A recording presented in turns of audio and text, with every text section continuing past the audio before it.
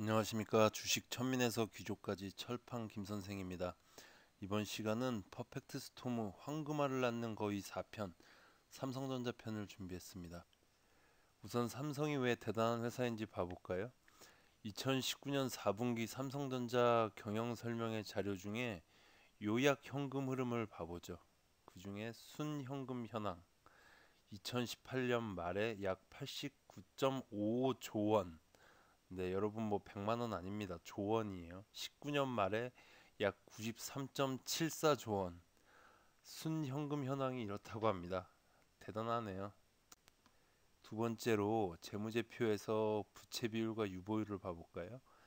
2019년도 매출액이 230조인데 이렇게 큰 회사가 부채 비율이 겨우 34.12%, 유보율 같은 경우에는 28,302.4%.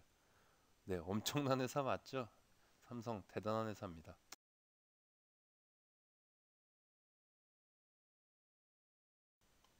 이렇게 대단한 회사인데 주가는 한 달 만에 다우지수만큼 뭐 약 마이너스 30% 정도가 빠져버렸습니다.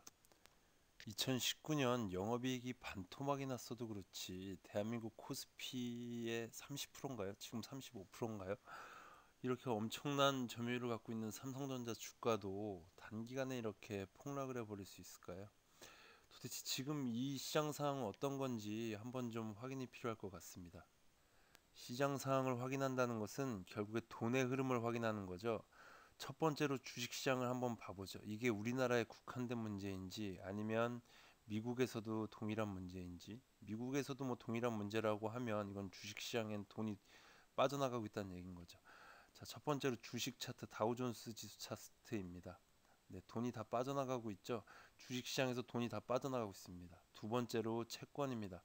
채권에서도 돈이 다 빠져나가고 있네요. 특이하네요. 자, 그러면 이제 원자재 쪽을 한번 봐볼까요? 세 번째, 두바이유 원자재 쪽 차트입니다. 뭐 이거는 이슈가 많이 나서 돈이 이쪽에서도 다 유가가 폭락했다라는 건 알고 있죠, 우리 모두가. 자, 그러면 이렇게 위험한 상황이니까 안전자산으로 가장 대표되는 금값은 올라야 되겠죠. 그런데 한번 금 시세 차트를 봐볼까요?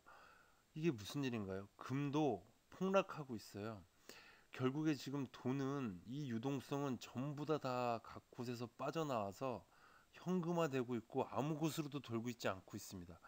우리나라에서 지금 오르는 거는 환율밖에 없어요, 여러분. 정말 최악의 상황이죠. 네, 이 시장 상황에 대해서 한 번 더 풀어서 설명을 해드리면 지금 뭐 미국이 제로 금리가 되고 돈 양적 완화, 돈을 뭐 풀린다고 했는데도 이 돈이 부동산으로도 가지 못하고 안전자산인 금값까지도 계속해서 폭락을 하고 있다라는 거는 뭐 어제였나요? 오늘이었나요? 뭐 최근 증권 전문가라고 말씀하시는 분들이 얘기하시는 것처럼 삼성전자 주가는 과거 금융위기 때에도 PBR 1.1배 수준에서 방어를 했기 때문에 이번에도 방어가 될 것이다. 그리고 뭐 PBR 1배 수준인 뭐 4만 천 얼마였나요? 그 수준에서는 뭐 방어가 필히 될 것이다라고 말씀을 하셨지만 아쉽게도 그거에 대한 확신을 하긴 어려울 것 같습니다. 그럴 확률이 분명히 있겠지만 그렇다라고 확신하면서 얘기하기는 사실 어려운 상황으로 보여집니다. 다만 이렇게 폭탄처럼 쌓여가고 있는 이 돈은 이 유동성은 반드시 어느 시장이든지 들어가야 됩니다. 들어갈 수밖에 없어요.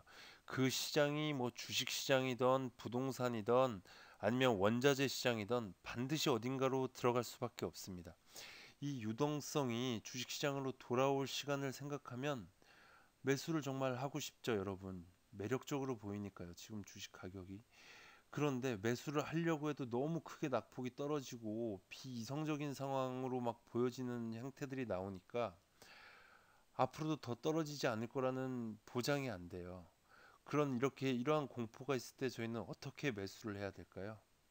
네, 부끄럽게도 제가 그저께만 해도 어떤 주식 하나를 얘기하면서 매수 또는 분할 매수를 추천했는데 이제는 그냥 무조건 이렇게 얘기 드립니다. 분할 매수. 네, 분할 매수하는 방법을 어떻게 해야 될지 물어보시는 분이 어제 한번 있었었는데 이건 뭐 제 방법입니다. 여러분들께서 스스로 맞을지 안 맞을지 생각하셔야 돼요. 일단 본인만의 최악의 경우를 상정합니다. 예를 들면 2020년 삼성전자 최고가가 62,800원이었어요. 그러면 뭐 이런 방법이 있겠죠. 첫 번째, 뭐 좀 리스크가 작다라고 생각하시는 분, 19년 영업이익이 반토막 정도 났으니까 뭐 약간 더 떨어졌지만요. 그러면 최고가의 반토막 그냥 31,800원 정도를 지지선으로 보자. 뭐 제가 이렇게 얘기하는 건 저는 차트의 뭐 전 저점 이런 거에 큰 의미를 부여하는 성격이 아닙니다.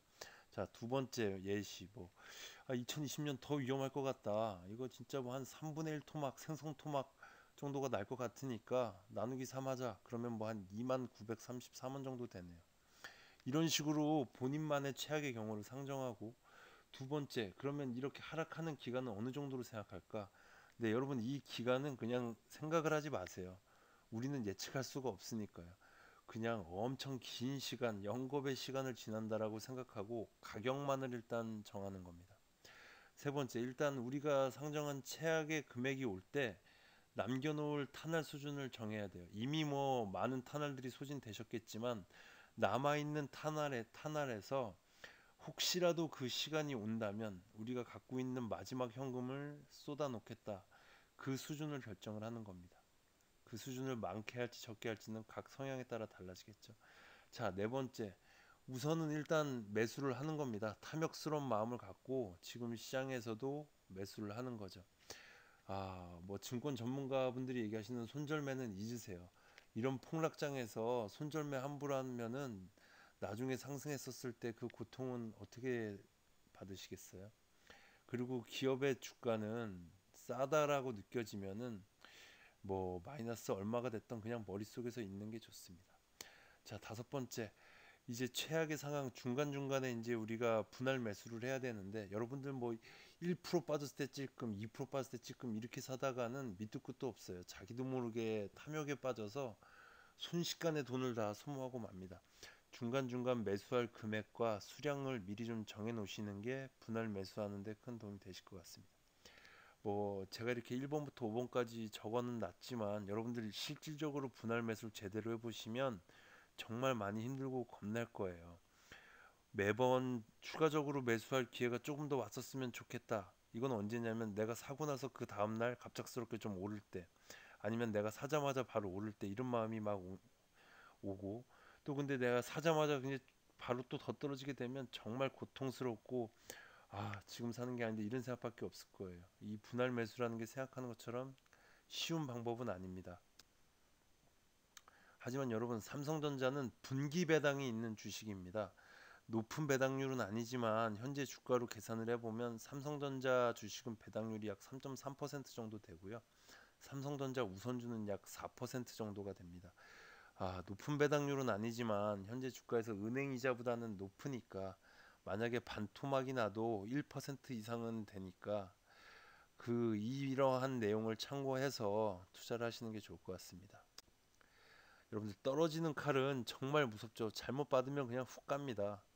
근데 하지만 신기한 것은 대부분의 사람들, 정말 많은 사람들이 주가가 천정부지에 있을 때는 주식을 계속해서 사야 한다고 말합니다. 전문가라고 하는 분들도요. 그런데 주가가 평균 아래로 지금처럼 폭락해서 이미 평균 아래로 와 있을 때는 주식을 팔아야 된다라고 얘기하는 분들이 더 많아요. 너무나 특이하죠. 좌측에 보이는 게 다우존스 일봉 차트입니다. 정말 무섭게 떨어지고 있죠. 저도 정말 무서워요. 하지만 우측에 있는 건 다우존스 월봉 차트입니다. 저 밑에 보이지도 않는 점 보이시나요? 정말 멀리 있는 저 점. 네, 여러분들 시간은 항상 투자자의 편입니다. 긴 시간을 참고 버텨내면 반드시 주가는 오른다라고 저는 생각합니다. 다시 한번 말씀드리지만 저는 주식에 있어서만큼은 엄청난 낙천주의자거든요. 겨울이 지나고 나면 봄이 반드시 온다고 합니다. 여러분들 겨울이 지난 후 봄을 기다리시죠. 하지만 마지막은 늘 똑같습니다. 내일은 어떻게 될지 우리는 아무도 모르거든요. 주식 매수 매도에 따른 이익과 손실의 책임은 100% 여러분, 매수인이 책임을 지게 됩니다. 조언은 조언일 뿐 아무 의미 없다라는 것 잊지 마시고요.